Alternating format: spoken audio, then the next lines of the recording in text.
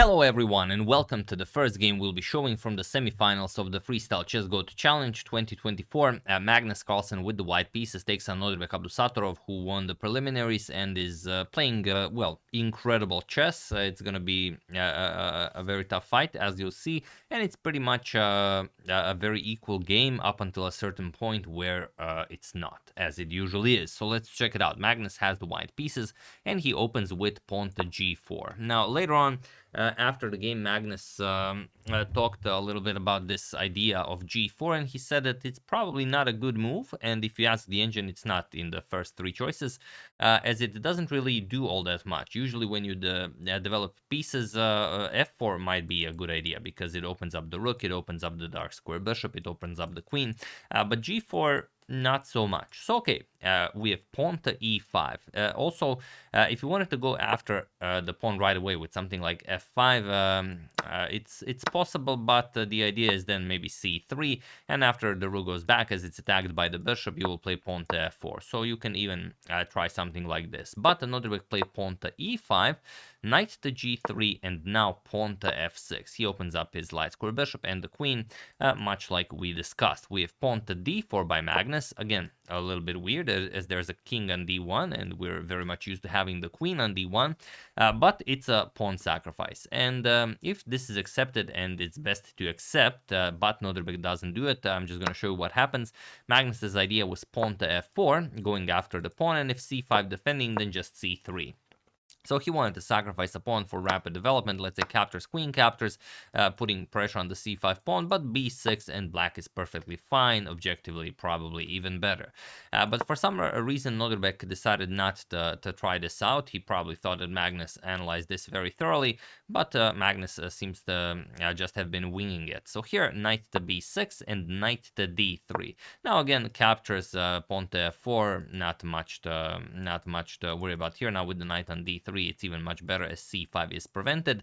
Pawn to d6 and now pawn to f3. We have e captures on d4, bishop captures on d4, and now pawn to c5. Attacks the bishop, bishop goes back, and now pawn to c4.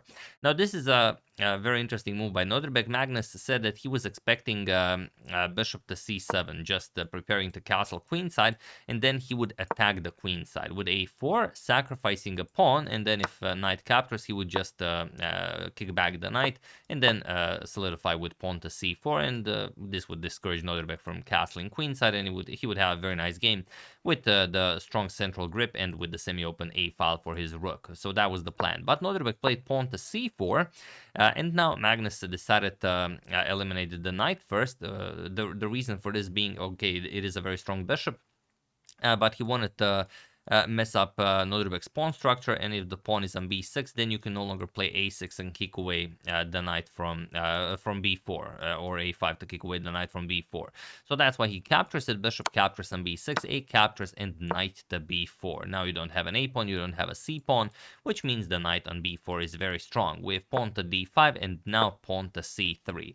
Also preventing some queen a4 ideas, because now the bishop can just attack the queen, and here bishop to f4 by Nodirbek. Just nicely developing. We have knight to h5. Now here, the move that's objectively best is knight to f5, and I'm just going to show you because it's a really nice position. The idea is that if the knight gets attacked, you will attack the bishop on f4, and now if bishop captures on h2, you will play queen to d2. That's the idea. You sort of offer the knight on f5, but if the knight is captured, then you will play queen captures on h2, and you will have a very nice position with your queen going all over the place, and you've really destroyed all of the pawns in front of the black king. So what will actually happen here after queen to d2 is bishop back to e5, but now you're going to play knight captures on d5, again threatening some very nasty discoveries, and if queen to d7, now you're going to play knight to e7. So that was the idea if knight to f5 was played. But Magnus played knight to h5. He attacked Nodirbek's bishop on f4, and the idea is that if he plays bishop back to h6, he will just play pawn to f4, and for the moment have the dark square bishop out of the game. So okay, bishop to h6, pawn to f4, and Nodirbek does castle queenside. knight back to g3 by Magnus, and pawn to g6, stopping knight to f5. We have pawn to e3, now defending on f4 one more time, but also creating a very, very weak e3 pawn. Queen to d7, trying to maybe at some point advance the pawn to d4, although it's very, very difficult to achieve with the e3 and c3 pawns guarding the d4 square.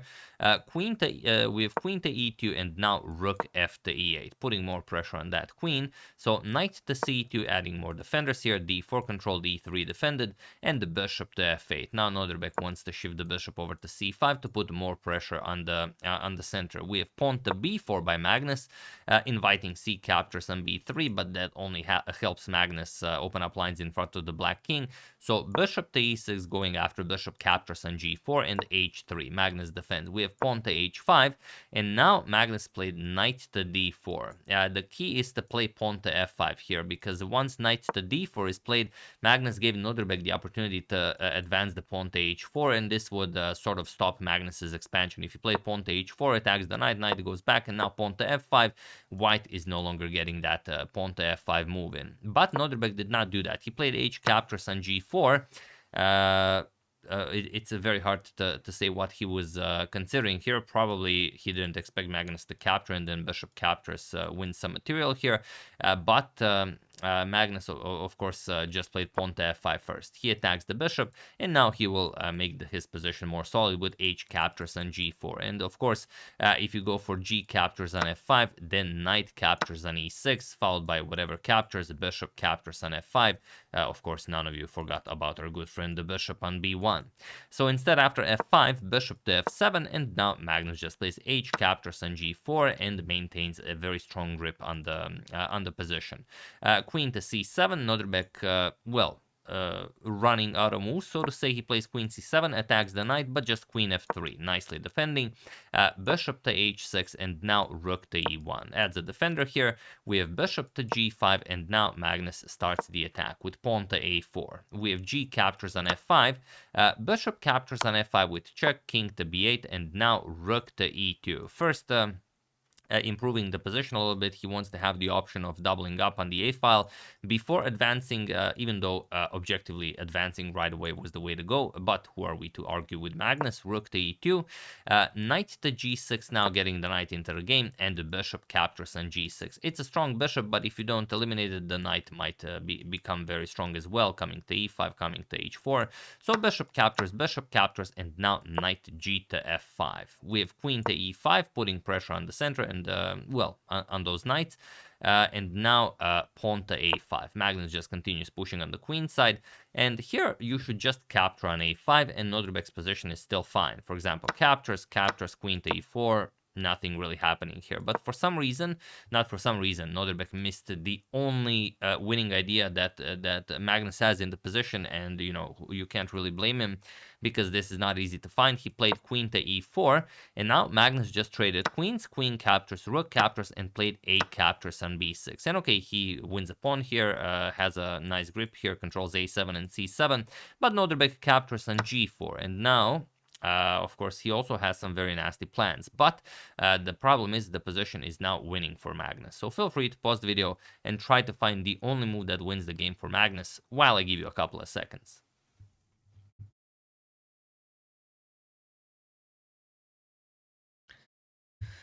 So for those of you who were able to do it, congratulations on finding this brilliancy. And for those of you who just want to enjoy the show, it is rook e to a2. Looks like a really weird move to play, but you are threatening checkmate, and the only way for black to stop this is to trade rooks with rook to g1, which will heavily favor Magnus. Now, the reason why this is so strong is that, let's say you play something like rook a5. Okay, it looks like a perfectly fine move. You go for a nice rook lift. You can still double up here.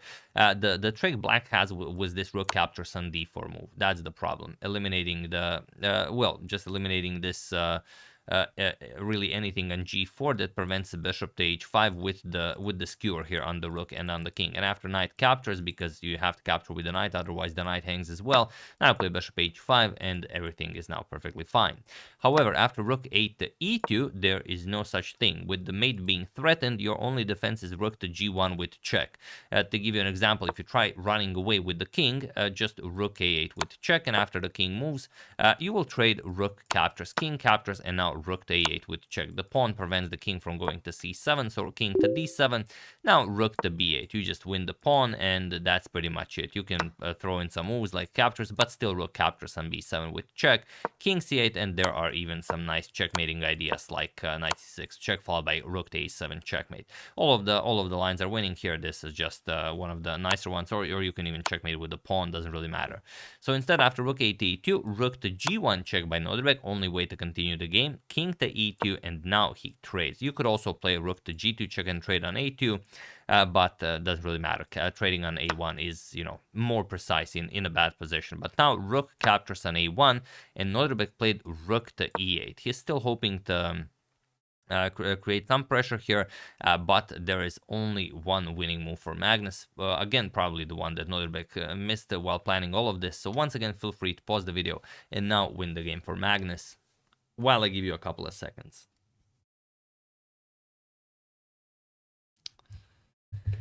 Yes, that's right. It's the same rook that was winning on the previous pause the video moment. It's this rook, and now the winning move is rook to h1. And it's you know, if you don't play this, if you play anything else, then rook to e5 might pose you you know, a big problem. So the knight will be hanging. If you move the knight, then the e3 pawn will be hanging.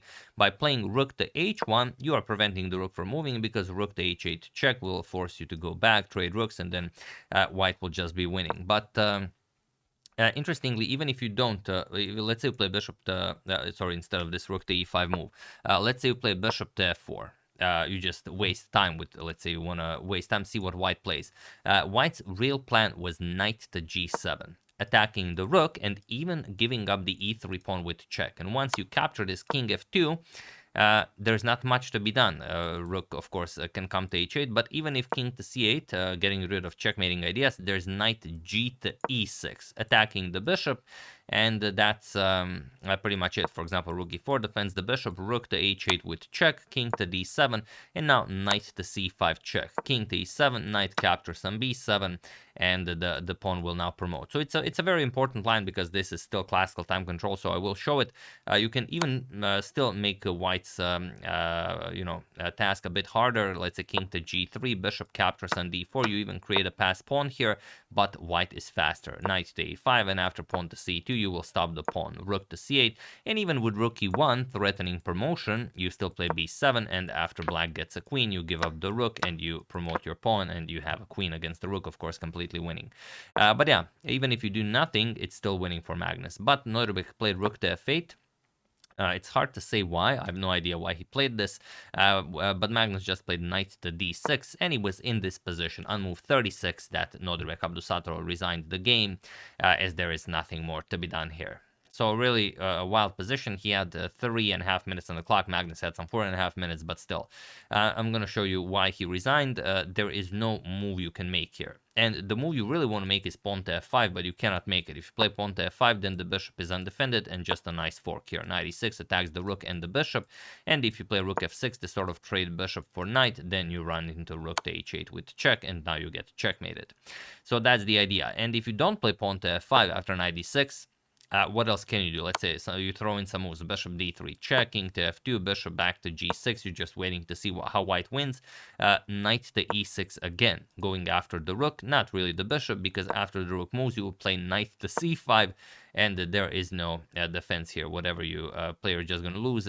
Now with the c8 square covered by the knight, the real threat is knight to d7 check, king to a8, and now the rook once again back to rook to a1 with checkmate. So it would have been fun, because rook a1 was a winning move, rook to back to h1 was a winning move, and then rook to a1 would be checkmate. So it would be funny. But yeah, you could prevent it, like bishop to e8, or you can stop the check, but now you give up the h7 square to the white rook, and that's it. If bishop to c6 guarding it, just pawn to b5, and that's it. there's no more defense here. You have to give up the bishop, and then it's just a very, very slow and painful death. You can even capture on b7 with check. After king 8, you can capture here. Now this will be checkmate. You can do whatever you want here. If rook to c8, stopping that, now just rook a7 check, and after king to b8, knight to d7, again with a nice checkmate. So of course Nodirbek did not want to face all of these possible checkmates. He just resigned here, even though the material on the board is completely even. So yeah, very nicely done by Magnus. Nodirbek had a spectacular tournament up until this point, but he seems to have run into an informed Magnus, which is just not your day. So yeah, that's the game. Hope you guys enjoyed it. Beautiful stuff by both of them, but Magnus wins this one. We'll see how Nodirbek will respond with the white pieces tomorrow. I would like to thank Robert Aratun, Alexandru Gita, David Gasparian, Kevin Hawkins, and B4 Forever for a contribution to my channel. Thank you a lot. I really appreciate it. As usual, you can check 2 of my previous videos here. Thank you for watching, and I will see you soon. Continuing to check up on your wonderful suggestions, but mostly finishing up this event to the end. So thank you all. I will see you soon, and have an excellent rest of your day.